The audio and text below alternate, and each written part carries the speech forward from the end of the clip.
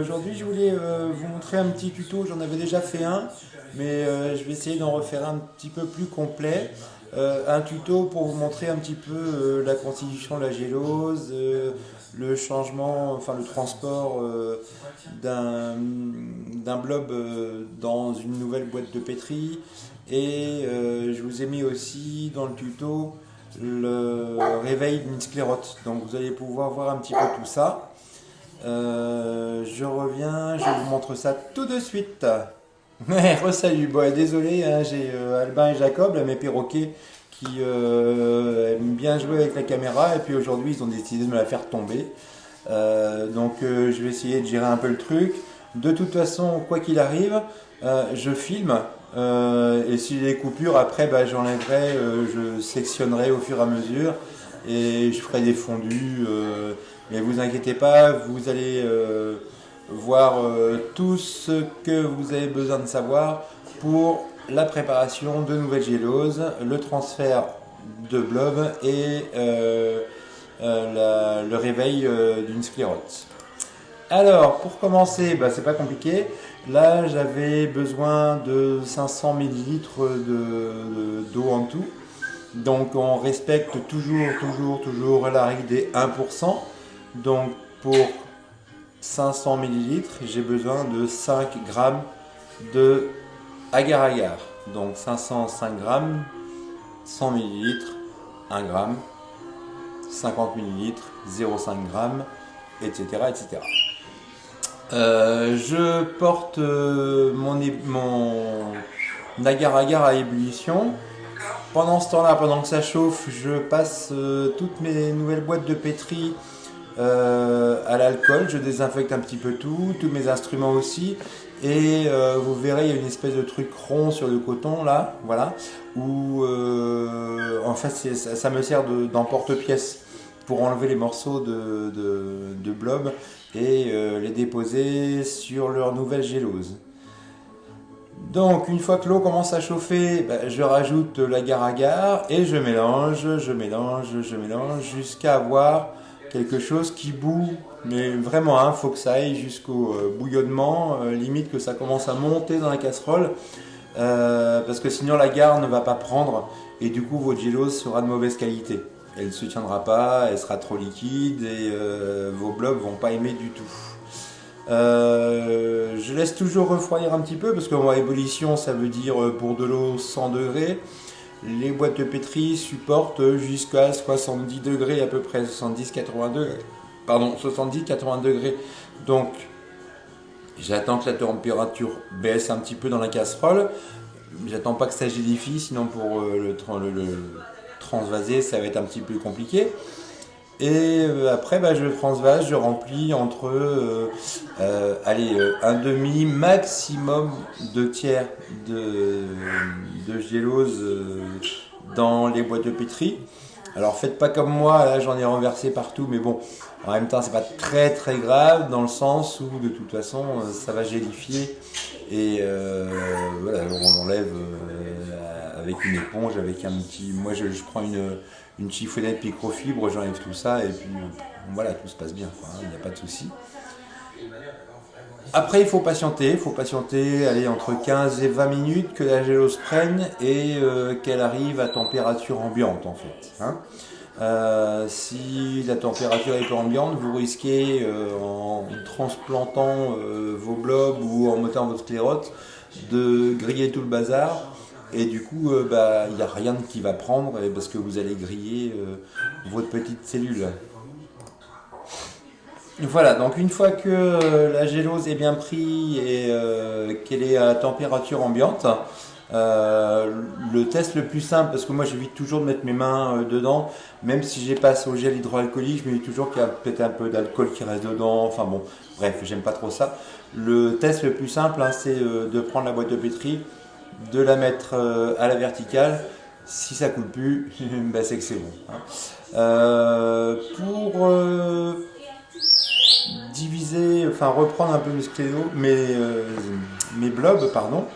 Moi j'utilise le capuchon d'un petit pot à cure-dent.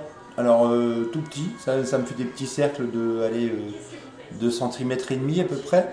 L'avantage c'est qu'en fait il a un petit trou pour placer les cure-dents dedans, et du coup quand je fais l'emporte-pièce, il n'y a pas d'air qui se bloque à l'intérieur, et du coup ça n'est pas ventouse, enfin c'est je trouve plus facile à manipuler.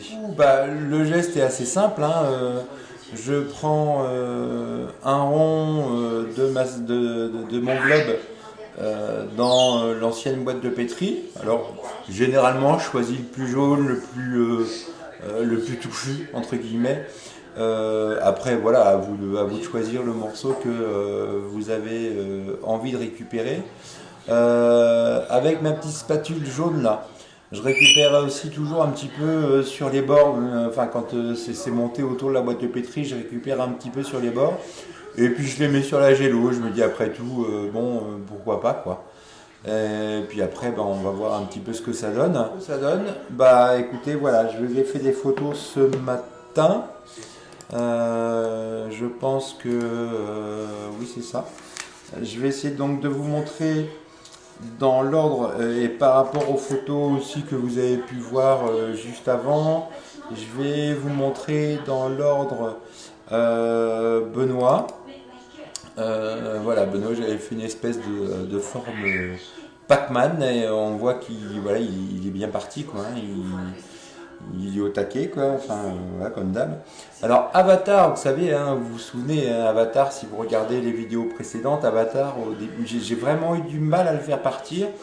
Par contre, maintenant, bah, c'est nickel, quoi. Il est en train de courir un petit peu partout. Il va chercher ses flocons d'avoine, et ça, c'est vraiment super. C'est génial. Charlie, voilà, les premières sclérotes que j'ai mises, j'ai jamais réussi à le faire prendre. Là, a priori, pour le coup, la sclérote que j'ai déposée, donc pour le tuto en fait dont je vous parle, une fois que vous avez préparé votre gélose, vous prenez votre sclérote donc sur son papier, vous la déposez au centre à peu près de la boîte de pétri, vous déposez une goutte d'eau ou deux sur la sclérote, et au bout de 2 heures à 24 heures maximum, vous avez votre bloc qui commence à se balader parce que il va commencer à avoir faim, quoi, hein, forcément. Alors là, j'ai mon blob poubelle. Si vous vous souvenez, hein, la dernière fois que j'avais changé toutes les gélos, j'avais mis un peu tout dans une boîte, enfin dans un tupperware. Et comme je voyais que ça commençait à compléter, à continuer à essayer de vivre, je me suis dit, bon allez, j'en récupère, et puis je vais voir ce que je peux en faire. Et là, je trouve que le dessin, en fait, on voit un petit peu à peu près au centre, là où j'avais déposé la gélose avec donc mon emporte-pièce, et je trouve que ça commence à faire un escargot super magnifique. Donc je voulais juste vous montrer pour pour la photo, quoi, parce que je trouve qu'elle est vraiment très très belle, quoi. Après, alors Julien, donc lui c'est mon performeur, quoi. Je l'ai mis donc hier à 15h30, 16h dans sa nouvelle gélose, et je lui ai mis comme tous les autres un petit flocon d'avoine à côté, et il est déjà en train d'essayer de mordre sur les bords parce qu'il n'a pas assez à manger, quoi.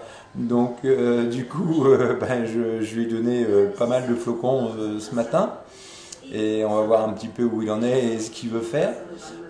Julien, on peut le voir aussi là, j'ai mis dans un bac un peu plus long, à peu près cette taille là, avec donc pareil, hein, de la gélose en bas, et je l'ai mis à un point de départ, et il avance, il va chercher à bouffer, quoi. Et pour finir, alors là pour le coup je change pas de gélose, hein, j'entretiens juste, mais pour finir, voilà la toute dernière photo de mon terrarium, où on voit bien que le blob là il a plus à manger, donc il est en train d'essayer de s'évader. Donc la prochaine étape, certainement demain, ça va être d'enlever la noix de coco, de la nettoyer, d'enlever la mousse à nettoyer, ou d'en remettre une nouvelle, on va voir, et de le remettre à manger, quoi. Voilà. Demain, j'espère vous donner la nouvelle adresse d'un site que je suis en train de monter. Alors, il n'est pas du tout complet. J'ai juste envie de regrouper en fait un petit peu toutes les vidéos YouTube.